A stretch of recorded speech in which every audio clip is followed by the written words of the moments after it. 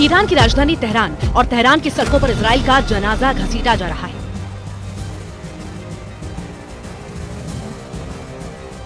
Iran में Israel को पूरी तरह खत्म करने की कसम खाई जा रही है। कसम इस बात की कि ईरान मरते दम तक लड़ेगा। इसलिए ईरान की बहुत ही खतरनाक सिविल डिफेंस फोर्स एक्टिव कर दी गई है। ईरान के सुलेमानी नंबर 2 ने तेहरान ने इस फोर्स को उतारकर बता दिया है कि खामेनेई अब इजराइल और अमेरिका को दूसरा मौका नहीं देंगे। अब कौन है ईरान का सुलेमानी नंबर 2? उसकी पूरी डिटेल जानने से पहले देखिए तेहरान से अमेरिका और इजराइल को डराने वाले वीडियो कितने खतरनाक हैं।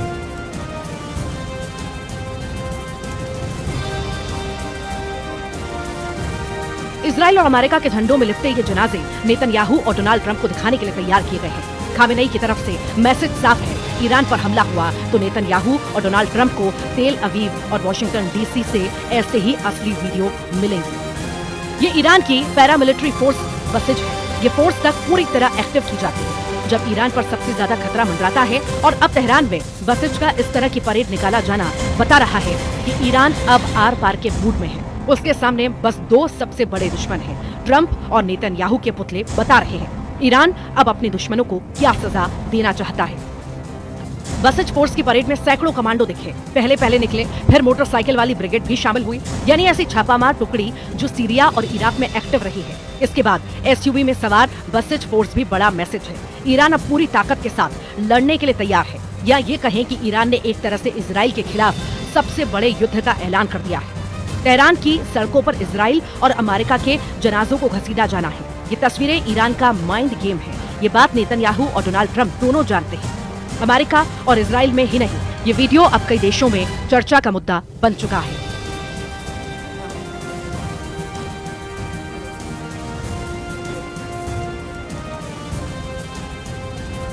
ईरान का मीडिया में तो छप ही रहा है कैसे इजराइल को चैलेंज किया जा रहा है। इजराइल की मीडिया में बताया गया कि हजारों लड़ाके ईरान की सड़कों पर लॉन्च किए जा चुके हैं। फ्रांस की मीडिया में देखिए ईरान की बसिज फोर्स में महिलाओं की AK-47 के साथ तस्वीर जारी की गई। वहीं चीन की मीडिया भी बता रही है कि ईरान में बसिज फोर्स को एक्टिव कर दिया गया है। अब बसिज फोर्स कैसे खाड़ी देशों में अमेरिका के एक छत्र राज और नेतन्याहू के ग्रेटर इजराइल वाले प्रोजेक्ट के लिए खतरा है। इसे समझने के लिए खामेनेई की इस इमरजेंसी फोर्स को बहुत गहराई से समझने की जरूरत है, क्योंकि खामेनेई बसिज फोर्स को तभी एक्टिव करते हैं जब ईरान पर खतरा बहुत ज्यादा होता है और ईरान के दुश्मन उस पर हावी होने लगते हैं। सीरिया में बशर अल असद का तख्ता पलट और जुलानी का राजधानी दमिश्क पर कब्जा ईरान की बहुत बड़ी हार मानी जा रही है। और अब लेबनान से लेकर तेहरान तक ये महसूस किया जा रहा है कि इजराइल ने ईरान को हराने के लिए सबसे बड़े युद्ध की शुरुआत तक कर दी है।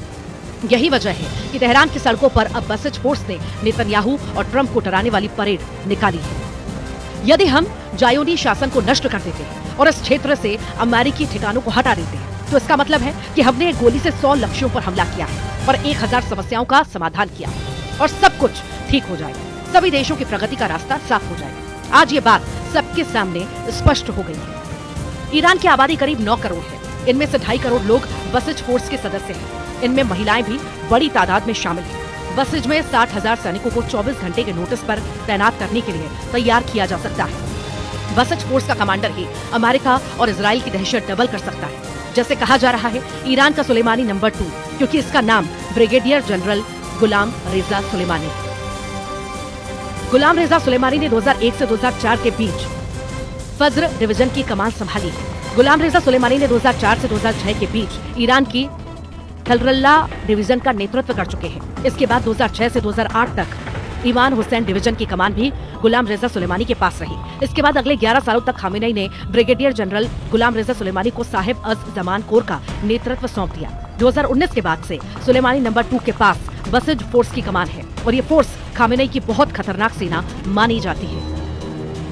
जब गाजा में लगातार इजराइल की बमबारी चल रही है और 46,000 से ज्यादा फिलिस्तीनियों की मौत हो चुकी है, तब नेतन्याहू पर सबसे बड़ा दबाव बनाने वाली ताकत ईरान को ही माना जा रहा है। लेकिन सीरिया पर जुलानी के कब्जे ने ईरान की रणनीति को बहुत बड़ा नुकसान पहुंचाया है और हिजबुल्लाह की सप्लाई लाइन कटने के बाद ईरान बहुत ज्यादा बेचैन है। इसीलिए अब बसिज फोर्स के कमांडर बोल रहे हैं कि इजराइल को हराना अब बहुत जरूरी है। तेहरान में निकली ये परेड बता रही है कि ईरान का सुलेमानी नंबर 2 एक्टिव हो चुका है। सुलेमानी नंबर 2 एक्टिव तेहरान में जिस तरह से अमेरिका और इजराइल के जनाजे बनाकर घसीटे गए, वो साबित करता है कि ईरान में सुलेमानी नंबर 2 की बसिज फोर्स एक्टिव हो चुकी है। बसिज फोर्स एक्टिव तेहरान की सड़कों से लेकर ईरान में सत्ता के गलियारों में इस वक्त मूड बहुत खतरनाक है। ये माना जा रहा है कि ईरान इस वक्त पैनिक मूड में है। इस पैनिक की वजह से इजराइल और अमेरिका से आने वाली खबरें हैं। पैनिक यानी घबराहट, खलबली, बेचैनी, जो ईरान में बड़ा तहलका मचा सकती है, क्योंकि सुलेमानी नंबर 2 यानी ब्रिगेडियर जनरल गुलाम रेजा सुलेमानी को ऑर्डर देने वाली अली खमेनेई सुपर एक्टिव हो चुके हैं। दोनों का इस तरह सक्रिय हो जाना बताता है कि ईरान इस वक्त बहुत बेचैन है। इसमें कोई शक नहीं, ये 2 वीडियो इसका सबूत है। एक तरफ तेहरान में इजराइल का जनाजा निकाला जा रहा है, तो दूसरी तरफ ईरान दिखा रहा है कि अगर उसके परमाणु अड्डों पर वार किया गया तो वो कैसे जवाब देगा। इसके लिए ईरान ने नतांज न्यूक्लियर अड्डे के पास अपनी एयर डिफेंस वाली ताकत दिखाई है। ईरान के खिलाफ लगातार रिपोर्ट आ रही है कि अमेरिका और इजराइल 20 जनवरी से पहले ही बड़ी स्ट्राइक कर सकता है। इजराइल और अमेरिका मिलकर ईरान के परमाणु अड्डों को टारगेट कर सकते हैं। इसमें बड़ा टारगेट बन सकता है ईरान का नतांज न्यूक्लियर प्लांट। नतांज को बचाने के लिए ईरान ने जो 3 लड़ाके तैनात किए हैं, लॉन्च होते ही ये दुश्मन का जनाजा निकाल देते हैं। ईरान के इन 3 लड़ाकों ने इस वक्त इजराइल के इरादों को अपने टारगेट पर लिया है। अब देखिए, ईरान का खोरदाद एयर डिफेंस सिस्टम ये अपनी मान से निकलता है, उस फ्रंट पर तैनात कर दिया जाता है जहां इजराइल के एयर अटैक का सबसे बड़ा खतरा है। रूस के बुक M2 की नकल खोरदाद 50 से 100 किलोमीटर की रेंज में टारगेट खत्म कर सकता है। इसके बाद ईरान ने दिखाया अपना टोर एयर डिफेंस सिस्टम। रूस से लिया गया यह सिस्टम यूक्रेन में भी एक्टिव है। Range 25 kilometre. हेलीकॉप्टर हो, ड्रोन हो या फिर नीचे उड़ने वाला फाइटर जेट, समझ लीजिए काम तमाम। अब देखिए ईरान का 9 डे एयर डिफेंस सिस्टम। आसमानी टारगेट के इस नए दुश्मन का मतलब है कि 30 किलोमीटर में हर लक्ष्य खल्लास। ईरान ये अपने एयर डिफेंस सिस्टम इसीलिए गुफा से निकाले हैं क्योंकि खामेनेई के कमांडरों ने मैसेज दे दिया है कि अब करो या मरो के हालात है। इसकी वजह से ईरान ने लॉन्च कर दिया है अपना युद्धाभ्यास इक्तिदार, जिसके टारगेट पर है इजराइल और अमेरिका। ईरान के तेवर देखकर अमेरिका और इजराइल दोनों हैरान हैं, लेकिन उनको पहले से उम्मीद रही है कि ईरान खामोश नहीं बैठेगा। यही वजह है कि गाजा, लेबनान और सीरिया के बाद अब क्या ईरान और इजराइल के बीच डायरेक्ट टक्कर होगी और क्या ये परमाणु स्टेज पर पहुंच सकती है? इसको लेकर पश्चिम के मीडिया में पहले भी कई खतरनाक रिपोर्ट छप रही हैं। इजराइल का मीडिया, अमेरिका का मीडिया, यूरोप का मीडिया, हर तरफ चर्चा है कि इजराइल और अमेरिका का ईरान के परमाणु अड्डों पर अटैक करने वाले हैं। ये खबरें लगातार छप रही हैं और ईरान इन्हीं खबरों को लेकर टेंशन में है। लेकिन 2025 की शुरुआत में अगर इजराइल या अमेरिका ने ये कदम उठाया तो समझ लीजिए कि एक और बड़े युद्ध में पूरे साल को झोंक दिया जाएगा और फिर पूरी दुनिया इस बात की गारंटी ईरान भी देगा और साथ में ईरान का साथ देने वाले देश यानी पुतिन, शी जिनपिंग और किम जोंग उन पूरे यूरोप और अमेरिका पर टूट पड़ेंगे। ईरान के परमाणु अड्डे पर हमले का मतलब है वर्ल्ड वॉर। ईरान ये वार्निंग बार बार दे चुका है। तेहरान में निकली बसिज की परेड बता रही है कि ईरान को गंभीरता से लेना होगा, क्योंकि अगर ईरान की चेतावनी को हल्के में लिया गया तो नेतन्याहू और ट्रंप की युद्ध वाली आंकड़ेबाजी बहुत बड़ा ब्लंडर साबित हो सकती है। ईरान का जवाब बहुत बड़ा युद्ध होगा।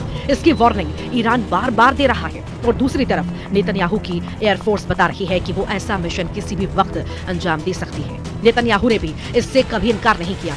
यही वजह है कि इजराइल और ईरान के बीच तनाव बहुत ज्यादा है। ईरान की फौज 24 घंटे युद्ध की तैयारी में लगी हुई है और अब उसने अपने एयर डिफेंस सिस्टम उन परमाणु अड्डों पर तैनात कर दिए हैं जहां इजराइल का हमला हो सकता है। खबर यह है कि इजराइल ने ईरान के नतांज परमाणु अड्डे को अपने टारगेट पर लिया है। नेतन्याहू बहुत जल्द में और वो ईरान के इस परमाणु अड्डे को अपने एटम बस्टर बम से पूरी तरह तबाह कर देना चाहते हैं। नेतन्याहू अब सिर्फ डोनाल्ड ट्रंप के ग्रीन सिग्नल का इंतजार कर रहे हैं। ईरान के पास अभी एटम बम है या नहीं, ये बात पुख्ता तौर पर अमेरिका भी नहीं जानता, लेकिन इजराइल के पास एटम बम है, इससे कोई इनकार नहीं करता। दावे के मुताबिक आज की तारीख में इजराइल के शांत रेगिस्तान में नेगेव परमाणु रिसर्च सेंटर है, जहां ताकतवर हथियार बनने का काम किया जाता है। Stockholm International Peace Research Institute के मुताबिक इजराइल के पास करीब 90 परमाणु बम हैं, जो पूरे पश्चिम एरिया को पिघली हुई रेत में तब्दील कर सकते हैं। अब तक ईरान की नीति साफ है कि वो परमाणु बम नहीं बनाएगा। ईरान के सर्वोच्च नेता अली खामेनेई भी इसे बार बार दोहरा चुके हैं, लेकिन अब खतरा ईरान के परमाणु अड्डों को है। सवाल है कि क्या खामेनेई अपनी नीति बदलने पर मजबूर हो जाएंगे, क्योंकि खामेनेई के सलाहकार ने ऐसा इशारा किया है कि अगर ईरान के अस्तित्व पर खतरा पैदा हुआ तो वो अपनी परमाणु नीति बदल सकता है। गाजा में बमबारी के दौरान इजराइल के एक मंत्री ने परमाणु बम इस्तेमाल करने की भी सलाह दी थी, जिसके बाद में नेतन्याहू ने खारिज कर दिया। लेकिन इसी बयान से साफ हो जाता है कि इजराइल जिस बम को छुपाने की कोशिश कर रहा है वो भी दुनिया के लिए बड़ी तबाही की वजह बन सकता है। वहीं ट्रंप की शपथ से पहले चीन ने भी ईरान के उस परमाणु समझौते को फिर से जिंदा करने का समर्थन किया है, जिसे ट्रंप ने अपने पहले कार्यकाल में डस्टबिन में डाल दिया था। JCPOA समझौते 10 साल से अधिक की कठिन बातचीत के बाद हुआ और सुरक्षा परिषद द्वारा अनुमोदित किया गया। ये आज भी सबसे अच्छा विकल्प है और राजनयिक माध्यमों से ईरानी परमाणु मुद्दे को हल करने के लिए सभी पक्षों के लिए सबसे बड़ा आम विभाजक है। एक तरफ रूस और चीन लगातार दबाव डाल रहे हैं, ऐसे में ईरान को लेकर इजराइल और अमेरिका का विकल्प कम होते जा रहा है। नेतन्याहू और खामेनेई की टक्कर में पूरी दुनिया फंस चुकी है और अब एक फैसला इस युद्ध को एक झटके में अंजाम तक पहुंचा सकता है, लेकिन वो फैसला ऐसा होगा जिसमें पूरी दुनिया के जल जाने का खतरा है। वहीं 20 जनवरी को डोनाल्ड ट्रंप की शपथ से पहले ईरान की इस परेड को मामूली बात समझना गलत होगा। ईरान अगर 2.5 करोड़ लोगों को फौज में मोबिलाइज करने यानी उन्हें युद्ध के लिए तैयार करने का मैसेज दे रहा है तो समझ लीजिए कि गाजा और लेबनान के साथ यूक्रेन का युद्ध भी छोटा और मामूली नजर आएगा, क्योंकि अगर ईरान इस ताकत के साथ लड़ा तो इजराइल और अमेरिका के अड्डों को बचाना मुश्किल हो जाएगा।